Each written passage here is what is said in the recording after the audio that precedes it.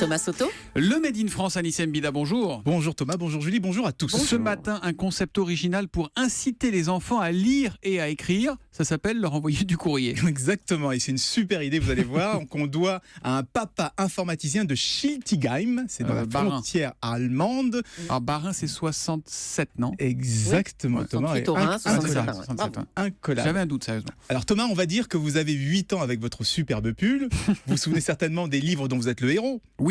Eh bien, imaginez maintenant que régulièrement, vous allez recevoir une lettre qui raconte une histoire dont vous êtes le héros. Les personnages vont vous écrire, vous demandez de l'aide, vous leur répondez par écrit, par la poste, et l'histoire se construit comme ça, au fur et à mesure, en fonction de vos choix et de chaque échange de courrier. Eh bien, c'est le concept de rêve aux lettres, transformer la lecture en un jeu, et au passage, surtout, décoller les petits minots de devant les écrans. Mais qui reçoit les courriers, Anis? C'est un humain ou c'est un ordinateur qui traite ça? Alors, c'est pas automatisé, hein. Les lettres des enfants sont toutes lues une par de vrais employés de la société. Bon, ensuite, ils sont quand même aidés par un logiciel qui va générer les textes automatiquement. Tout ça garantit tous différents. Tous les textes devront être tous différents et les adapter au niveau de lecture de l'enfant. Et c'est décliné comme ça entre 5 et 12 ans. Alors, ils n'ont pas choisi cette période par hasard parce que c'est au CE1, entre 7 et 8 ans, une fois qu'on a bien appris les bases de la lecture, qu'il faut justement s'habituer à lire beaucoup pour que ça devienne plus facile et donc un plaisir. Ouais, ça coûte combien tout ça? Plus qu'un timbre, j'imagine? Oui, alors ça fonctionne par abonnement, hein, 15 € pour un mois, 120 € pour un an, donc c'est quand même plus cher que d'aller à la bibliothèque, mais au moins toutes les 3 semaines, l'enfant va avoir